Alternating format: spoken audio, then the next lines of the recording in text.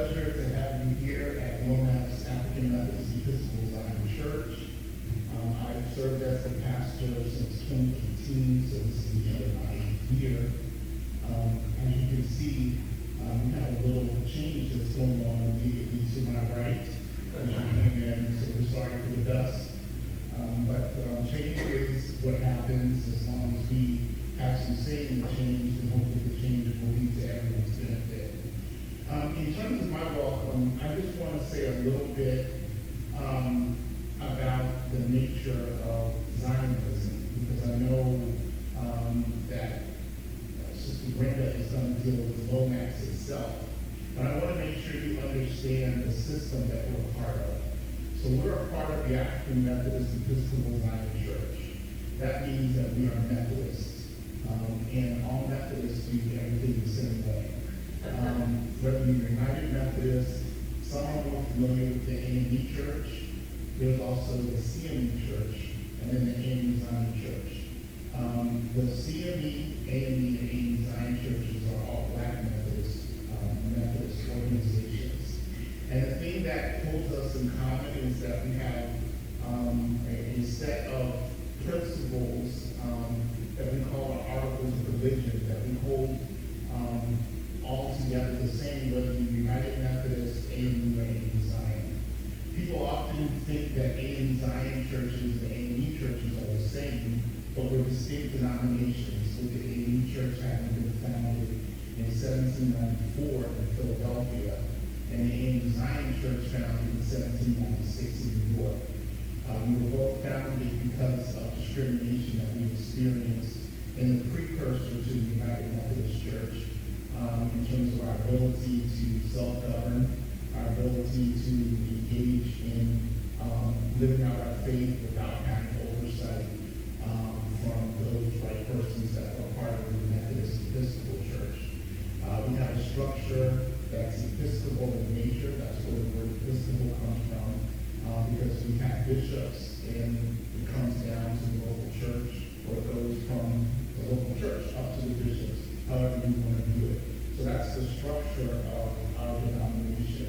And we are one of the churches within this particular district, the Washington district, of the Philadelphia-Baltimore Conference of the AMEZionChurch. This church has been here for a very long time. Sister Brenda is the perfect person to share about the history of the church.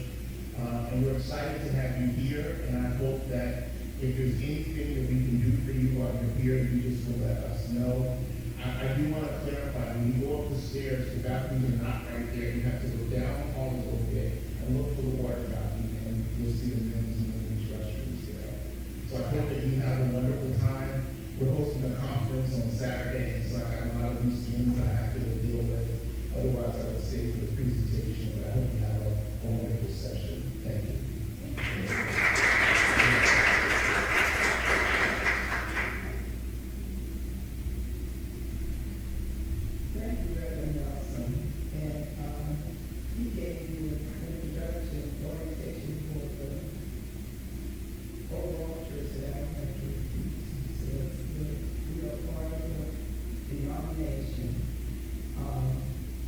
As you said, I have been here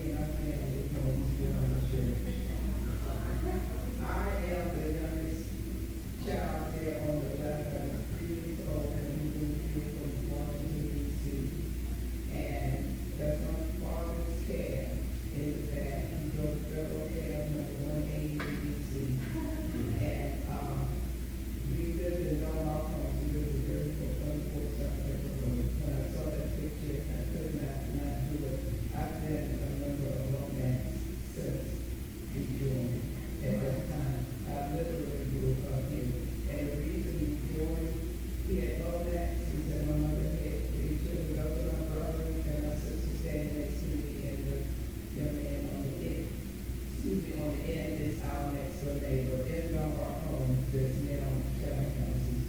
We live at 3424 something. But my mother had 3 children, and Lomax was the closest church, so we had to walk here, whatever. So that's how I ended up here. But I feel like I lived here for my family, and I lived here. I grew up here. I lived all of this history from 1951. I lived my share right here. And this church was an integral part of the history of the church. This church was organized in Freeman's Village in 1866, and it was named after our Bishop T.H. Lomax. Then they went through a series of ministers before the final name came here. The sanctuary that we are sitting in today was built by one of our members who has been still working here. Mr. Gann. He built it in 1922. He literally laid the foundation for. We had several churches there before, and you see where we started and where we have now. That's the side of the church with the cemetery on it. But there's a family here that was traced their origins back to Mr. Gann, who literally laid the foundation for our church in 1922, and the church was dedicated in 1927. Okay. As I said, is going through the process to get to this point. Some of our ministers and their wives, and sometimes may not be good with the representatives, but a lot of times in the history, the men get all the credit.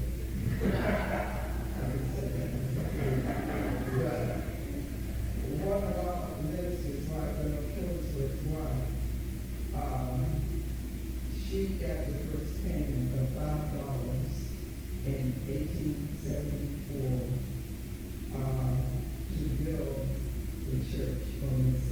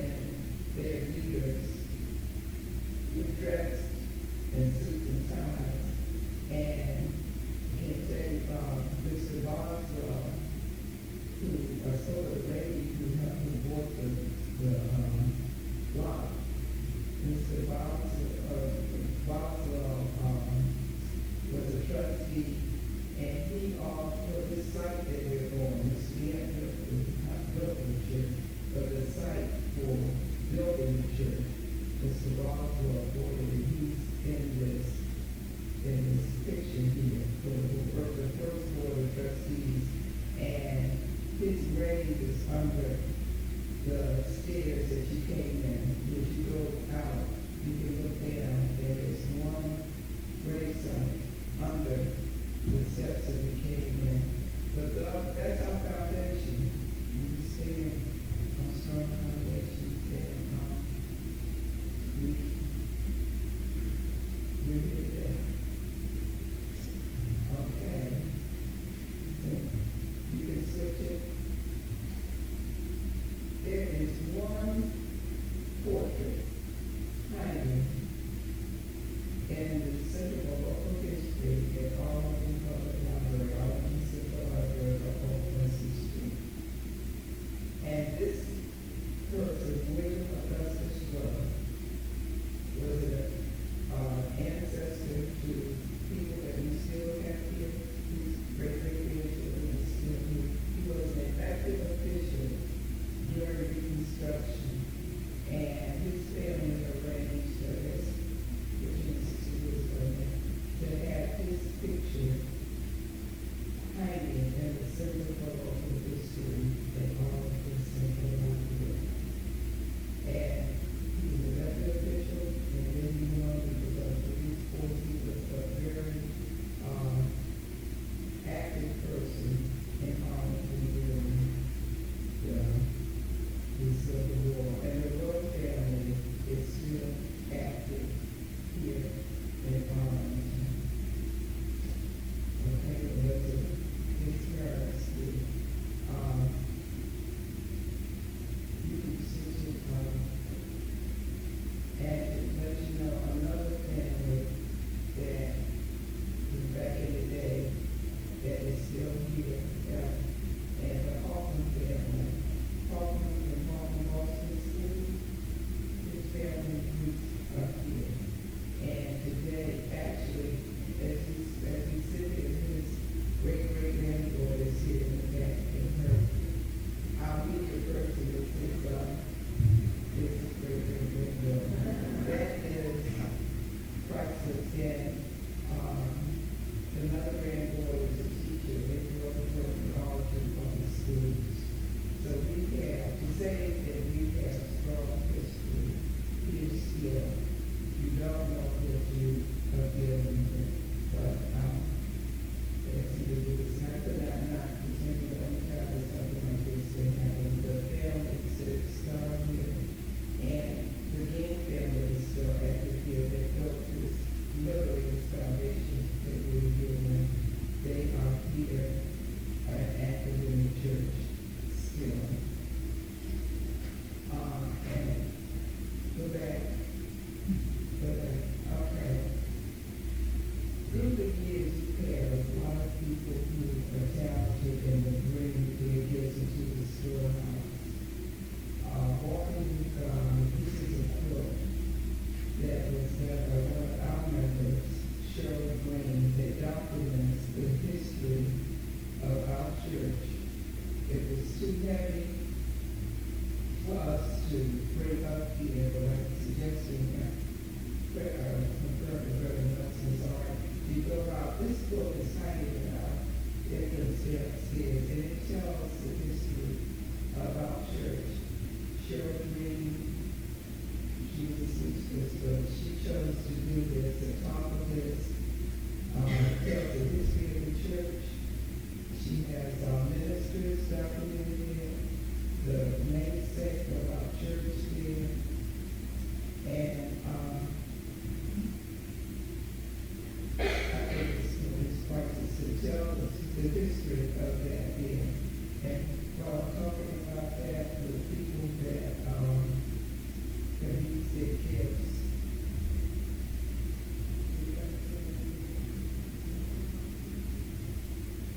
one of our members from Edith Dawson crocheted that when she was in her 70s.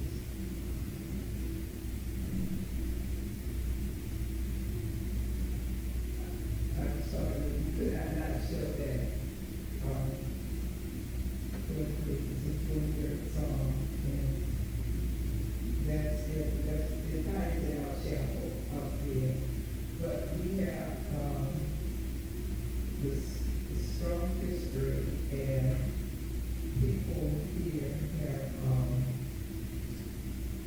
have taken the initiative to keep the church going.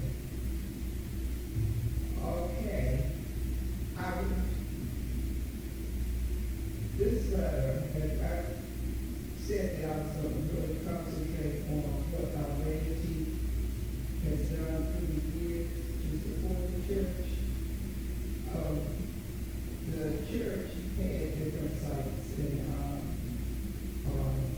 this obviously is the last one.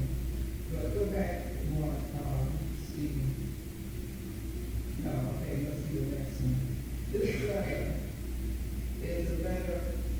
Okay, this house was on the back of our parking lot, on that lot. And back in the day, 1984, one of the members of our church took an option on the land. We had the foresight to know that we needed a parking lot. And Beverly Hughes, who was a minister in our community, this was his home. And the letter that you see there is a letter to whom it may concern Mr. George Gold, the picture will come up, that he took an option on the lot, that our parking lot is going in, until the church could afford to pay for it at God. He was the chairperson of the board, the head of Christian Ed. He was one of the mentors to be had to have been here. That I was here, I guess it was 1947. I moved here at 451. I wouldn't get anything from him during the year because hindsight, when I realized that I was a historian, and hindsight was 2020. And I realized that I was mentored by some other children of these slaves. And growing up here, I remember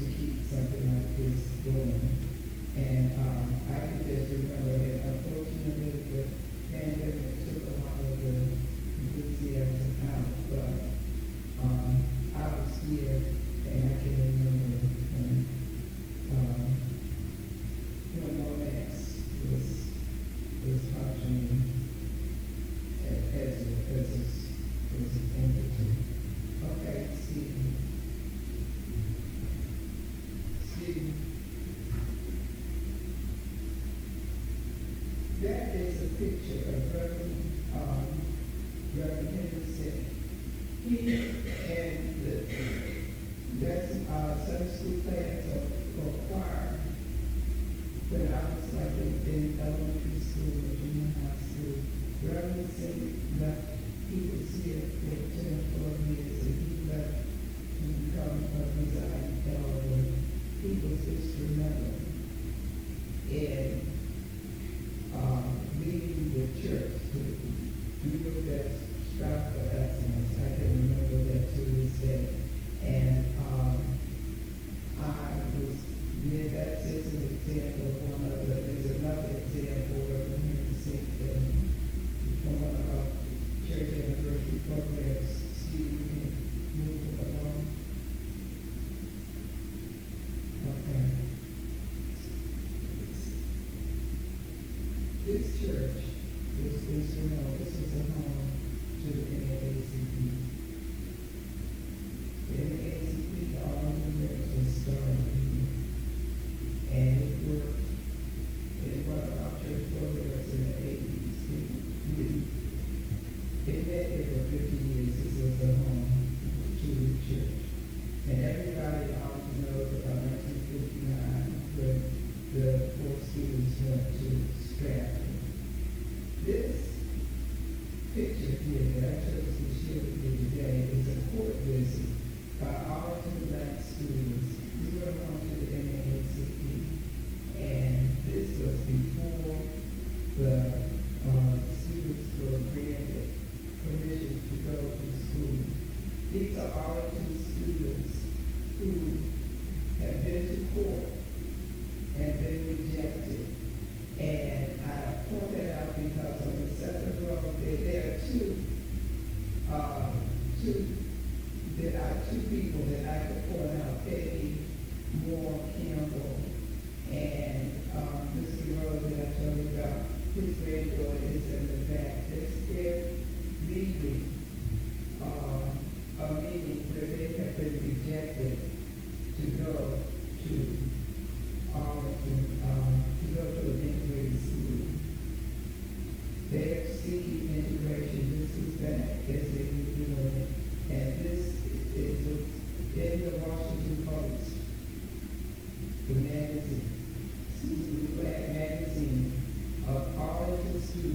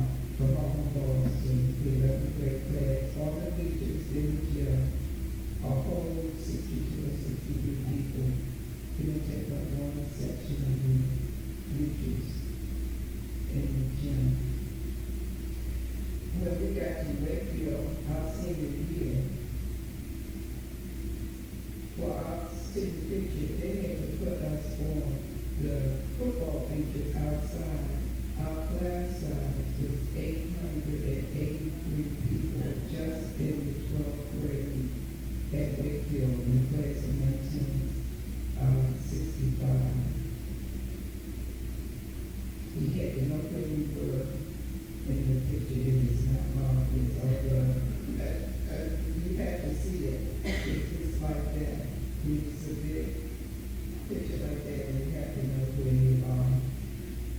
To say, we would see that we saw integration, but it was a culture shock, to say the least. Just in size, we were isolated, we would eat together at lunchtime. It was just a different experience, and I've given presentations before at the county about the experience of going to Wakefield. And we were at home in Boston, and home in Boston, children from the north and the south came to home Boston. When integration came, the children, and some of them went to Wakefield, the children in North Arlington went to Washington Union. We were supposed to graduate in 1965. And when we gave the presentation at a place, for some of my classmates, they had class in 1966 on their name tag on the table. What's around there? And I found out that this is in North Arlington. Because those students went to Washington, they would get on the bus, go to Washington, go in the front door and out the front door. And nobody taught them as a result with these students in 1966, 1965. I don't know what that says about all the young men. But I was thinking, like I was telling my classmate, we need to change this. And she discussed it. They were at the front door and out the back door. And the parents did not know. Can we but she survived and she's still here and she's doing well. Another thing is like a culture shock. At Hawthorne Boston, you could get 3 days in the street for smoking cigarettes back then. This was before pot. The guys would go to the bathroom and smoke cigarettes, candles. My father had me 5 good cigarettes, okay? But you could get expelled in all the county. At home in Boston, you could get 3 days in the street. But when we got to Wakefield, the same class had a smoking porch. Beautiful smoking porch. So it was different. It was different, and you just felt a little isolated and whatever. They tried to prepare us. Mr. Richardson was our principal at Hawthorne Boston, and they had groups to try to sensitize us or orient us to what to expect. But there really isn't a way for the culture shock that you would take going from class size of 63 people in the 12th grade to 883 people. Some survived, some didn't. Some, they stayed, but it took them more than a year to get out of their field. My personal experience here was that I was in a college prep at home in Boston, and I was ready to go. And I was in a math analysis class. And I'm a little lost in mathematical science person. But all my teachers had been math. And when I got to Wakefield, I was the only black student.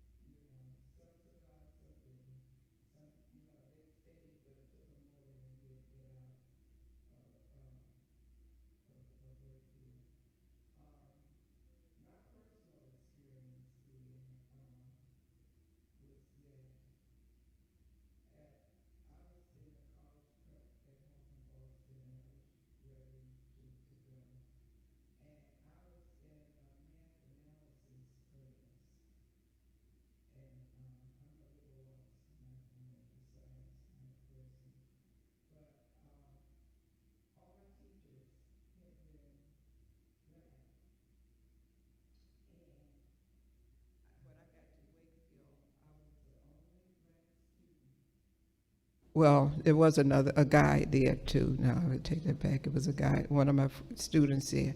But our teacher was teaching math analysis, but she was a Chinese lady with a very heavy accent, and I did not know what she was saying beyond hello, how are you? Very nice lady, but the experiences you wouldn't expect here. And I was going to flunk math analysis, and so I went to my counselors, and I went to actually my math and science teacher that told us that thinking is an active process. I went to him and told him, I'm not going to make it out of here because I don't know. And we went to our counselor and worked it out. I took a sewing class and got it. I made my prom gown that year and made it out. But it was just a culture shock, a very nice person. And I know this is probably not something that you would hear, but as a personal experience, it was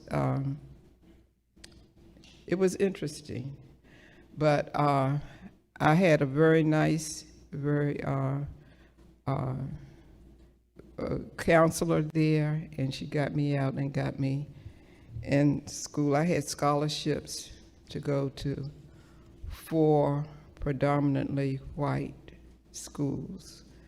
And my father, having grown up in Raleigh and migrated to D.C., he was not having it. It was hard times because I wanted to go. I could go to Case Western Reserve or a school in California. My father was not having it, having grown up here. And I ended up going to college, but I didn't go I didn't take the scholarships that I had there. I ended up going to Howard, commuting to Howard. Well, I stayed at Lomax answering the call. This is a picture of Reverend Hunter, and evidently there was a need in the community for tutoring programs. And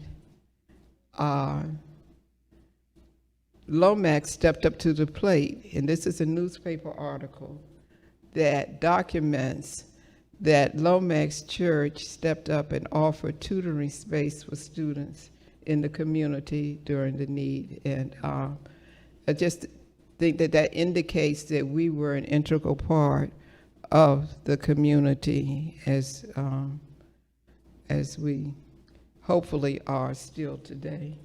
Okay? That's a picture of back in the 50s, that top picture, to show you the church school, to give you an idea of the number of students that we had, all ages, that we accommodated here. And we had programs. When I say that the pandemic really hurt us, but we had activities for all ages and all groups. It was something going on here every day. But now everything is online or whatever. It's a new day, so we know better. But I thought that I would share with you just to give you an idea of, we would have vacation Bible school. We would be out in the cemetery, but I can just say we were taught by the best here at Lomax for the time. And hindsight is 20/20. My father used to look at me and say, "You're only young and foolish once," but I am eternally grateful for the foundation that I received. I had a strong family, but I had a strong church family too, and that was essential to me.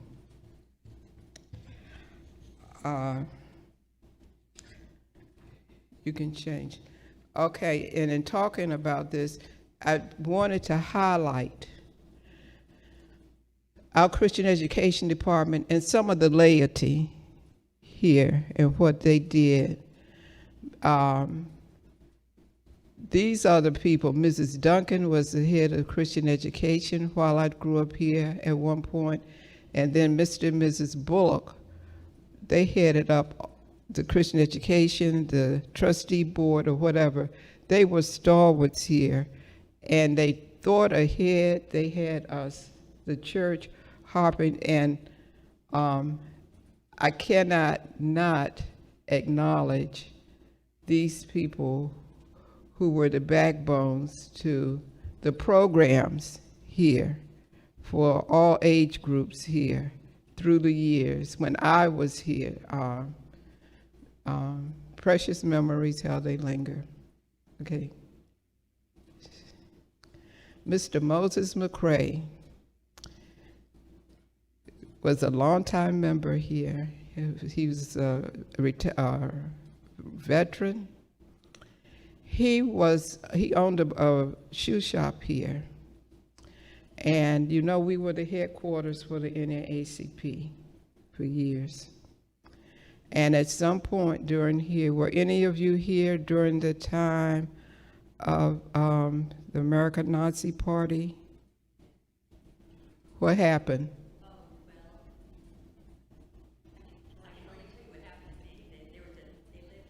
Wait a minute, is a mic coming? They had an office, I think, where, what is the name of the little shop is now? Doesn't matter. Clarendon. Old brain. Yeah, Anyway. I'm sorry. I didn't. Wilson Boulevard. But yes, far out Wilson Boulevard, where the, is it the Potomac Overlook Park is? Not Potomac Overlook, the Upton. There was a big house back in there, and they had, some of them lived there, some of the young guys, and George Lincoln lived there, and he did his wash across the street at a laundromat by where the 7-Eleven is, where there was, yeah, anyway, across Wilson Boulevard. Put your mic up so we can. Across from the skate park, he did his laundry there, and he was coming out one day and was shot dead when he was doing his laundry there by, yeah, I think a disenchanted follower. That's what I remember about them, because I grew up in that neighborhood, Dominion Hills, where that happened. Yeah, and one night I was coming home. It was Christmas Eve. We were driving home, and out of nowhere came this young man in full dress regalia, who stood right in the middle of the road and was totally drunk. I think climbed onto the hood of our car, and we were teenagers. We were young people. We didn't know what to do. And eventually started going, and I guess he was drunk enough that he just sort of slid off to the side, and we continued on our way at midnight. So I'm sorry, I just wanted to share my experience with the American Nazi Party. But of course, they were hateful. I mean, they did a lot of hateful rhetoric, and yeah, that. So Thank I'm you. sure I did not other know things that. too. Yeah. But, you know, they were, the party was against blacks there, and they had an issue with black people being here, and they had a march. They were going to come here and bomb Lomax, around the time of the Birmingham bombing in the early 60s, or around 63. And Mr. McCrae and Mr. Cooper, another one, and men of the church got wind of it, because they were marching down, and they armed themselves and stayed in the church to protect us. And I was too young. I just know of that, and that's as much as I can tell you, but I just wanted to put out there that the civil rights movement came right here. That's a part of our history, that the men of our church stayed here several nights to protect this church from the American Nazi Party. So that's Arlington, but it's come a long way, I hope. You never know what you're looking at. But Mr. McCrae was one of the ones that stayed here, and Mr. Cooper. That generation, the people were my mentors And you don't know what you're looking at. I didn't find that out until after I was studying the history of the church that they had done that. There was a lot going on racially here, and hopefully that is beyond us now. Okay.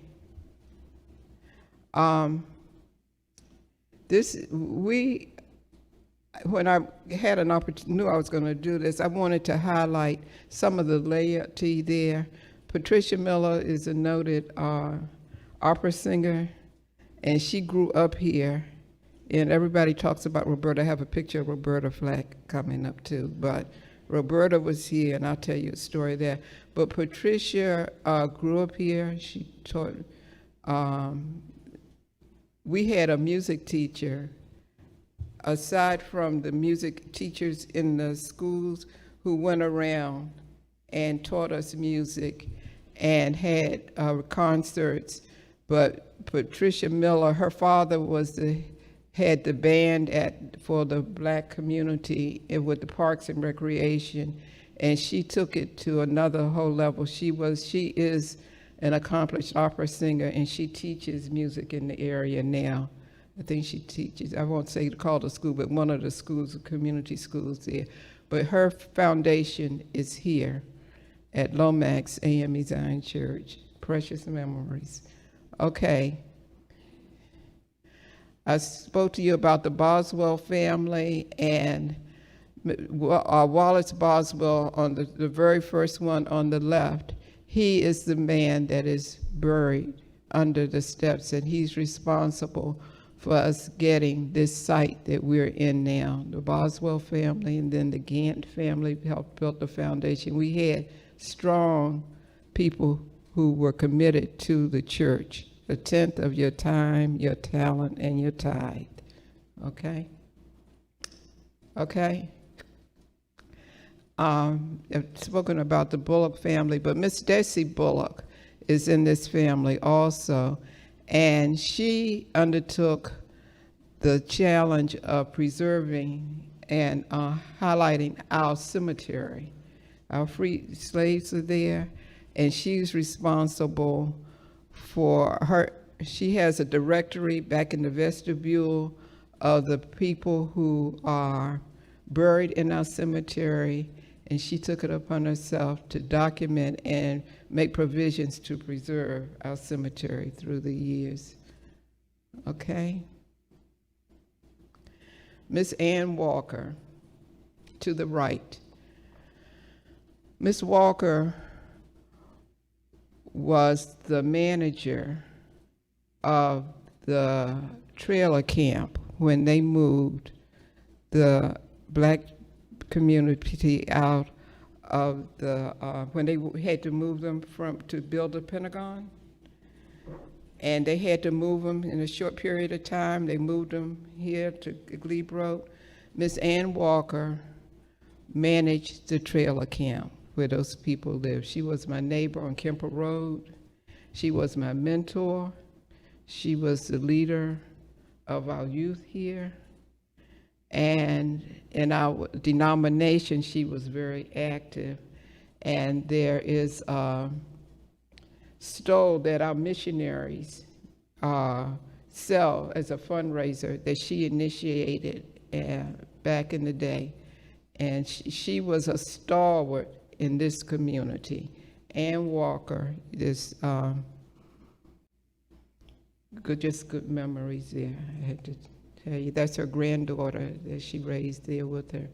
But the fact that she managed the trailer camp as well as managed the youth group here, that I want to highlight that. I may not get to do it. Okay? Charles and Robert Bryant grew up in Green Valley. They went to Howard University School of Architecture, finished there. They opened their company in D.C. up on Connecticut Avenue. They were there a long time. They became the dean of the black architects in the country. But their foundation is here in Green Valley. They lost their sister, but they didn't lose their sister, but their sister died just a couple of years ago. They were here for years, but they were stalwarts here in the community. And the fact that we have an educational building, when they built it, I can remember it was, they built the thing, and then they had young people from the community, from the church, to manage. We had young people manage there, but now it's a community nursery school there, but we have that building there to serve us, to meet or whatever, and they were the dean of the black architects, but they grew up here at Lomax, and they're responsible. They designed our education building. Just to, yeah. And that's it. You all probably passed it when you parked, but that's the caliber of people that we have here at Lomax, okay?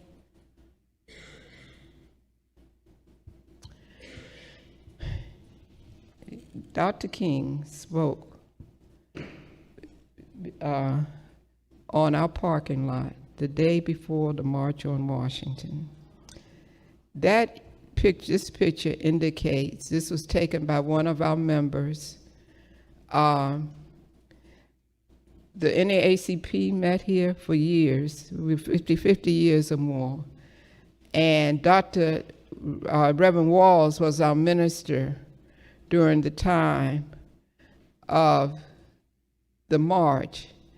And I cannot tell you the details, I was a teenager or whatever, all the details of it, but we hosted a contingent from Selma, Alabama in our fellowship hall the night before the March on Washington. And the day, this picture was taken the day before the March on Washington, on our parking lot. Dr. Abernathy, Dr. King is there. Dr. Abernathy is shaking hands with Reverend Walls, and Dr. King is standing there in the center. And the man to the right in this picture is Father Ray, who was the priest of Our Lady Queen of Peace up on 19th Street. But this is a landmark. This photo, is, to my knowledge, is the only one that documents Dr. King being here. And to me, that is an indication of the involvement. I was a child, so I could know everything of the involvement to have King speak on our parking lot the day before the March on Washington. And I think that's priceless. I just happened to get this picture being the church historian, and it's been shared throughout the county. Probably you all have seen it before throughout the county. But that's a picture of Dr. King. And someone has told me in the last month that Dr. King stayed here the night before, but I don't know that to be a fact. All I know is that the congregation here hosted a contingent from Selma, Alabama, and I think the fact that it was here at Lomax indicates the level of involvement that our leadership had, that Reverend Walls had there. That speaks volumes, and I'm glad that we have it to preserve our history. Okay. In 1992, President George H. Bush visited Lomax, and this is a picture of him shaking hands, sitting, of Miss Ruth Campbell here. One of his administrators, one of his assistants, had an office in the AMEZionChurch, and I don't know why he came here, but he came and he spoke at our church, And we have this picture to document President Bush here at Lomax. To my knowledge, he's the only president that has been here. Okay? Okay. John Robinson is the epitome of the community organizer that you would want to have. John grew up here, and he finished off in Boston, and he may have had a job as he came out, but he took on community organizing for whatever issue was confronting us in Arlington. I don't know that he had a job, but I know that he would ring our doorbell and, solicit funds and solicit support for whatever was going on in the county. When we had the drug problem in the county, John knew everybody in the state, in the judicial part, the judges and everything, because the drugs were a problem there. But he worked along with other members of the community. Joan Cooper worked with the judges to work with our members of the community to help people. The epitome of the community organizer. During integration, during the drug problem, whatever it was, John handled it. And he was our greeter, our greeter. As you came in, he greeted everyone as he came in. He was out, he would knock on your door and get you involved in there. And we'll never know the full impact that John Robinson had on our community. It's like he knew all of the judges, everybody that came there, and there's a sheet there. He was a community organizer. He would give sheets out, have people sign up with your name and your phone number and come for integration. And this is one of his flyers that went out when they wanted to close Drew School for integration. They did not want black children to go to they didn't want white children to come to Drew. They wanted to bust it out. And I went to Drew School when it was new, and it was a viable school just to close it, just to do it. But this is a flyer that we had that John, as you can see, wasn't before they copied anything. Everything was written out. Are we going to let it happen to us here in Green Valley? Yes or no? Because the issue was that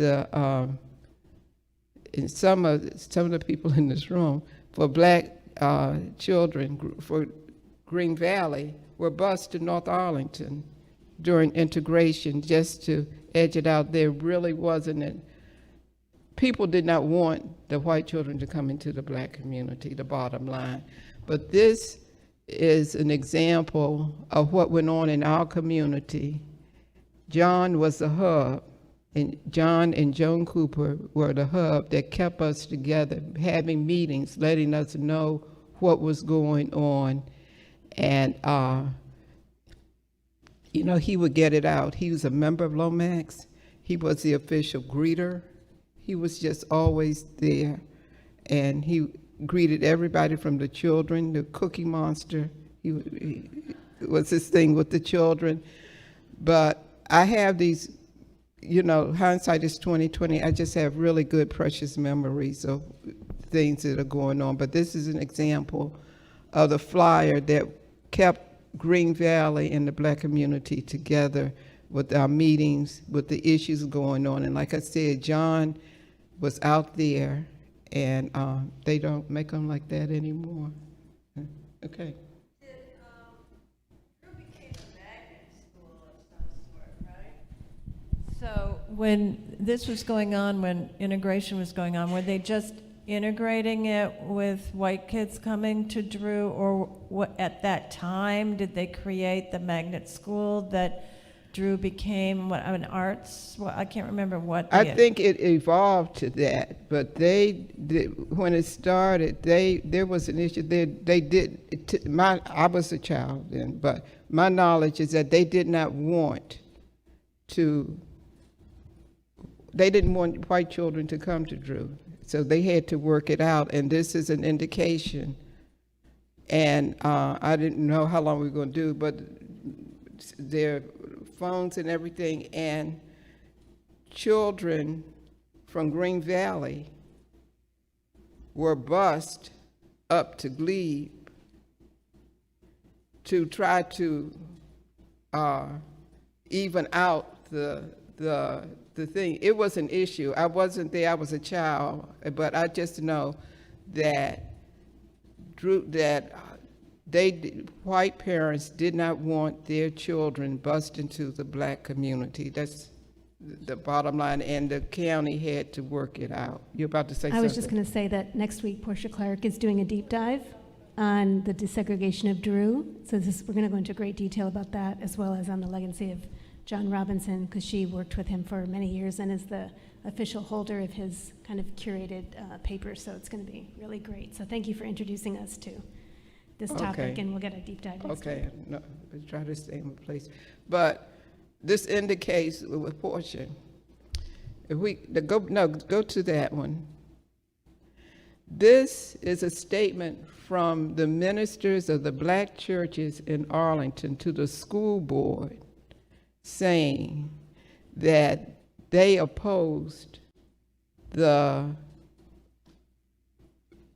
plan that they have to avoid white children coming into Drew School.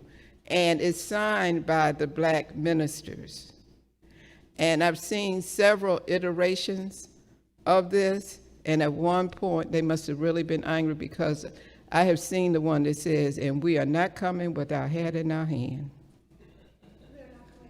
We're not coming with our hat in our hand. They were demanding, but they give all of they're outlining all of their reasons for why they don't support that, and to giving a suggestion. One of the paragraphs there suggests what they really would like to have done, and then it's signed. Reverend Walls signed it, Reverend Mackley, who was the minister at Mount Olive, Reverend Smith, the black ministers there signed that, Reverend Muse.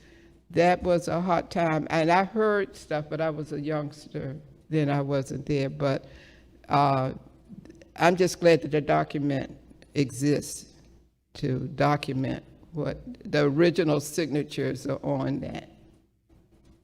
Okay. And this is thing. Reverend Walls was very active in the community, and at one point he ran for public office.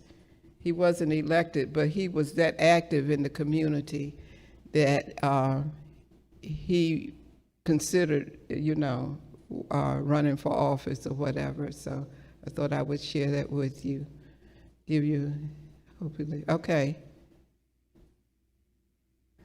Miss Lillian Green had the first black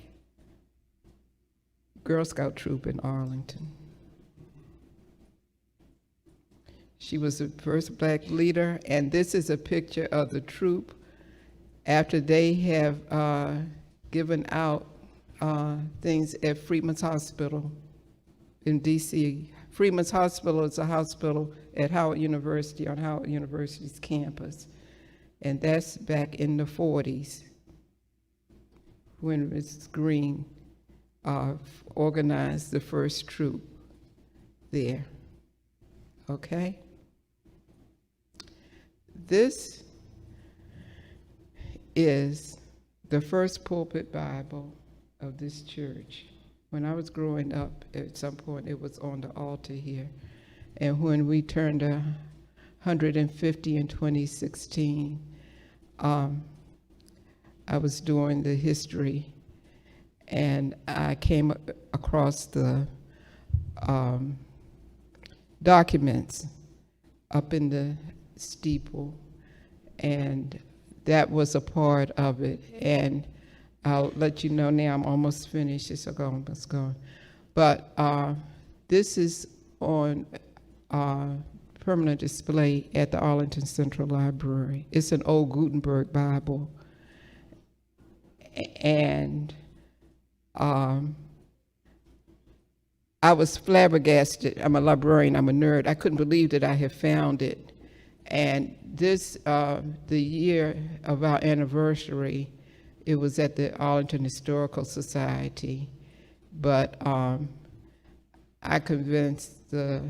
told the people at the public library about the Center for Local History at Arlington Public Library. And I'll make this announcement now, that as we sit here, as you sit here, the whole exhibit in the Center for Local History at Arlington Central Library is all on the Lomax AMEZionChurch. When we turned 150 in 2016, I chaired the historical committee, and I decided to go up in our attic, steeple, no heat, no air, and go through the historical boxes that were up there. And I wrote a historical moment and trying to pass the torch to the next generation. I had one of our young people, teenagers, read it on the third Sunday of the month for a year. I had 12 historical moments. But when I was doing that searching, the very last drawer that I looked in was this Bible. It literally took my breath away. And our library has taken it and has it restored. And like I said, as we sit here today, the exhibit in the Center for Local History at Arlington Central Library is all on the Lomax AMEZionChurch. I dare say each church in Arlington has a history that needs to be told. With the world we live in now, let me not get on that, but the history is there. I would encourage you to go to see that, the whole wall. I convinced the leadership of this church to transfer 40 boxes of historical documents to the Center for Local History. And they have taken it, they're cataloging it. And from what they found out, it happened before the pandemic, they took stuff out and the whole exhibit is there. And it's been up since before the pandemic. Everybody every church has a story to tell if we can get people to tell it. And that's just an example. And I just say, why should people listen to me? But they really should. It's been up over 5 years now. Please go to see it. And it's worth the effort. And each church represented here has a story that can be told. Okay, Stephen. Roberta Flack. Everybody knows about Roberta Flack and Lomax Church. Roberta Flack is 10 years older than I am. We grew up here together. Her mother was the organist of this church. And Roberta was the organist of this church. To this day, her sister, Layreen, sang here, and I always tell people that Layreen sang the Palm Sunday. Nobody can sing that song like Layreen Flack sang it 40 or 50 years ago, 60 years ago. And Roberta grew up here. She got help to go to Howard here and started her career here at Lomax. And she played, well, you have heard her play, but in terms of religious songs, she was outstanding. I still, as a child, I can remember Jesu, Joy of Man's Desire. Nobody can play that song like Roberta Flack. And she was my first piano teacher. I was in elementary school. This is a type of community type of school that we had. She was in high school, and I would leave Dunbar Homes and go up this hill to the Flack residence, and her father, they wrote a children's story about the green piano, and I was there. She was my first piano teacher when I was in elementary school. Okay, precious memories.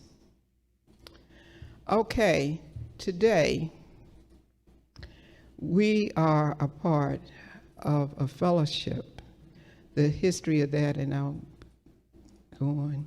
In 2015, when they had the Charleston massacre, a member of St. Michael's Episcopal Church in North Arlington called our church office that week and asked for permission to worship with us.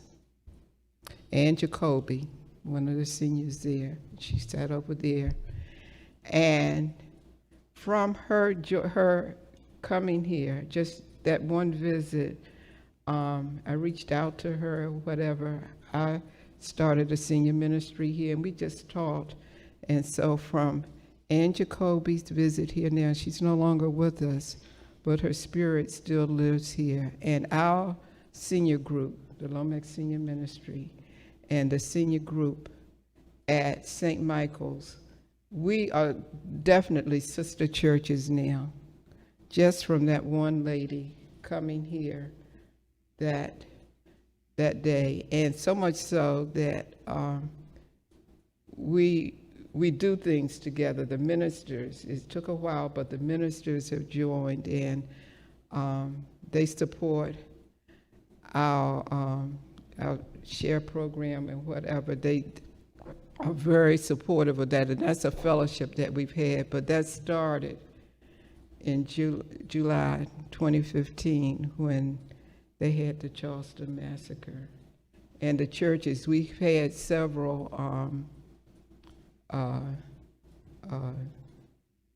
well, we work together throughout, okay?